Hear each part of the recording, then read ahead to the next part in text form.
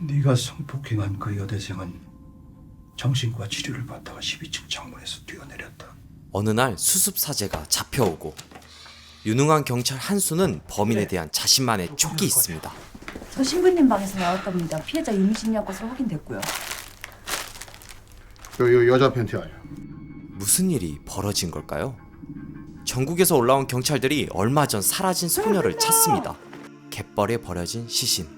실종된 소녀가 시신으로 돌아왔지만 이 팀은 용의자조차 제대로 찾지 못했습니다. 이 주변에 블랙박스 같은 것도 없고?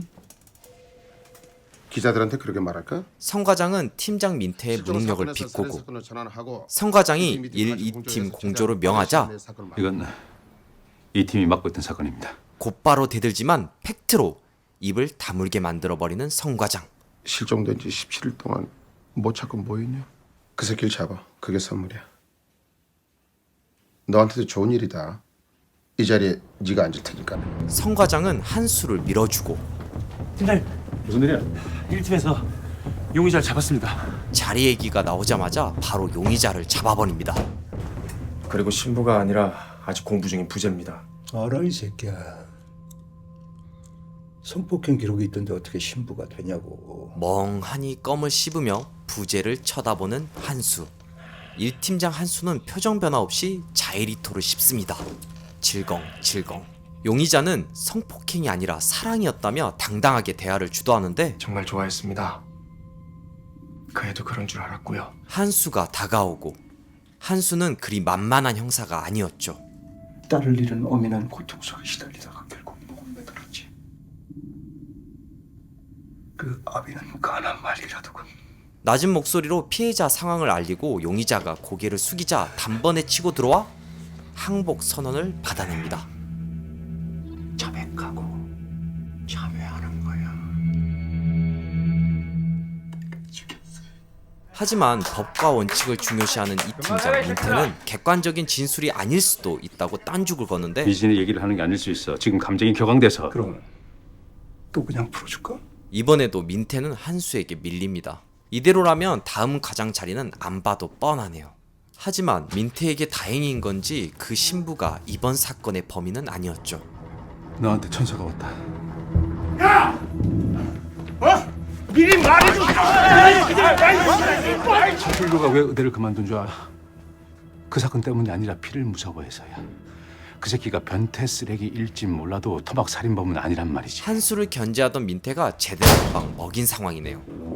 한편 범상치 않은 문신에 바깥 공기 한번 제대로 마시는 마약 브로커가 나오자마자 전화를 건 상대방은 여보세요. 한수입니다. 반갑지도 않나 봐. 그래도 3년 만인데. 사실 마약 브로커 춘배는 한수 정보원이기도 했는데요. 3년 만에 나타난 춘배가 달갑지는 않았죠. 한수는 자기 차를 도로에 두고 춘배 차에 올라타는데 그때 차를 저기 주차한 거야? 할 얘기 많다니까. 차에서 내리는 춘배. 응? 한수 차에서 뭘 가져온 춘배는 정보 하나를 툭 던져줍니다. 얼마 전에 신입이 하나 들어왔는데 그년이 안테나야. 마약범부터 온갖 잡범들이 모이는 아지트 같은 아파트가 있는데 거기서 그 뉴스에 나온 여자애를 봤대. 업고 들어간 걸 본 거지. 특급 정보가 오가는 사이 춘배는 누굴 기다리는 눈치인데 차 하나가 멈추자마자 곧바로 다가가는 춘배. 그리고 한수 차에서 가져온 권총으로 너무 갑자기 일어난 일에 한수조차 당황하고 일단 그 자리를 뜹니다. 화가 난 한수. 춘배는 자신의 살인을 은폐해주는 대가로 살인사건의 진범에 대한 정보를 주겠다는 달콤한 거래를 제안합니다. 그 여자애서 죽인 새끼들 누군지 안다니까. 이 씨발 어디서 추적질이야? 눈 감아주면 아까 말한 토막살인 사건의 진짜 용의자가 사는 곳을 알려주겠다는 거죠. 살인범을 잡기 위해서 또 다른 살인을 은폐해야 하는 딜레마에 빠진 형사 한수는 이제 어떤 선택을 하게 될까요? 그때 한수의 살인 은폐를 눈치챈 사람이 있었는데 범죄를 은폐해준 대가로 뭘 받았다면 그게 뭘까? 바로 강력한 라이벌 이 팀장 민태입니다. 위험한 거래를 통해 살인범 잡기도 바쁜 한수. 나는 가끔 네가 악당인지 경찰인지 헷갈린다니까. 그런 한수를 궁지로 모는 민태. 지금 살인범을 잡는 거야. 잡고 싶은 놈을 잡는 게 아니라 두 형사의 총구는 어느새 범인이 아닌 서로를 겨누게 됩니다. 오늘 소개한 최신 영화는 돌아올 수 없는 함정에 빠진 사람들의 이야기 영화 비스트입니다. 2013년도 방황하는 칼날을 연출한 이종호 감독의 신작인데요. 전작에서는 딸을 잃은 아버지가 피해자에서 가해자로 변하는 과정을 거침없이 보여줬고, 이번엔 살인사건을 중심으로 다양한 입장으로 얽힌 사람들의 모습을 담아냅니다.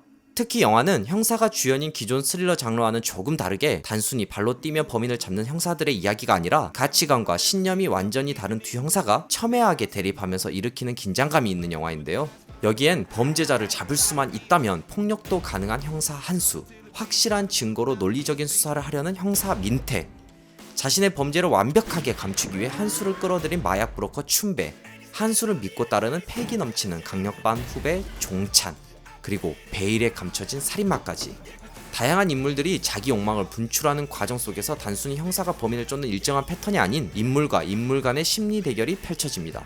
한수를 연기한 배우 이성민은 이종호 감독과 방황하는 칼날에 이어서 다시 한번 호흡을 맞추는데요. 숨을 거의 안 쉬면서 연기했다. 그만큼 한수의 본능적인 면에 치중했다는 배우 이성민의 말처럼 오직 그 상황에 맞춘 듯한 연기도 이 영화를 보는 또 다른 즐거움입니다. 그 외에도 민태역 유재명, 춘배역 전혜진, 종찬역 최다니엘 배우들의 묵직한 연기가 멋들어지게 펼쳐지죠. 이 묵직함은 영상 비주얼에서도 느껴지는데요.